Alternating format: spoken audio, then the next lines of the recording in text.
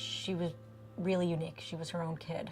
Extremely playful, extremely happy. We used to joke that anybody who walked in the front door, she would say, "Hello!" I mean, anybody. She would smile, from morning till night. She could read people's faces. She could read our faces. She knew what kind of moment it was, and it was really remarkable for a child her age. Chana was an adorable little girl, and her big blue eyes and her smile would light up her face. The day we received the diagnosis, it was a day of real shock and fear. It was enormously difficult and confusing. Chana was diagnosed with neuroblastoma. Her prognosis was tough.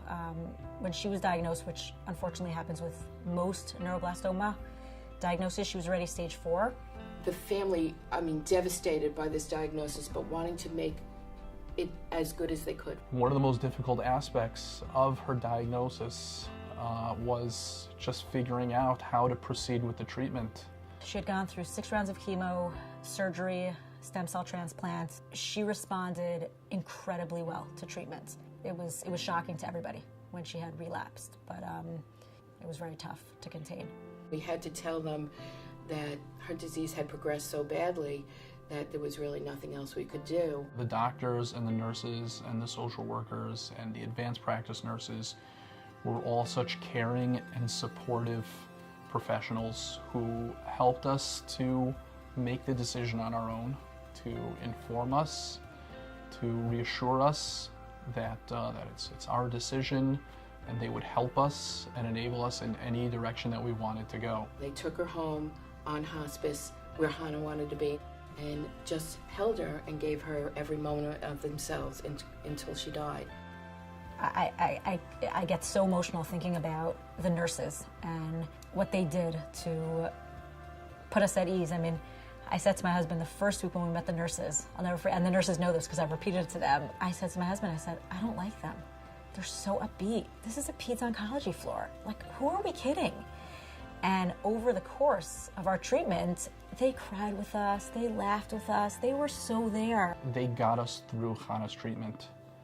There were so many difficult moments, and they were right there with us, shoulder to shoulder, with no hesitation, with a smile on their faces when it called for a smile on their faces, with a sense of the enormity of the moment when the moment called for it. They were right there with us. They're family to us. We're still in touch with them. We text, we talk. They're family. People say you have a hard job, and I say no, it's our privilege to take care of them, to get to know them, to get to know their families, to become part of their lives and part of their extended family. And I always say that we get much more than we give. Our patients are amazing, and in Chana's case, it was really true. She was a joy when she came to clinic. Her parents very quickly made us part of their family. It became a relationship that we could not just leave behind, and this is why we've started an effort to dedicate a Shabbat room for Orthodox Jewish families so they can stay close by to their loved ones when they're being treated there. We find that every opportunity we have, we're drawn back to that place. Chana's birthday, we picked up a cake at Costco and we went and we had it with the nurses. And commemoration on the day that she passed away, we invited them to come here. They all came after she passed away. 15 nurses showed up at the door. We feel so connected even though things didn't turn out the way we would have hoped. But the overall feeling of love and friendship is so alive with us. And they care for our daughter. They care for her to this day.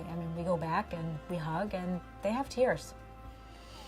And that's pretty amazing. That's pretty amazing.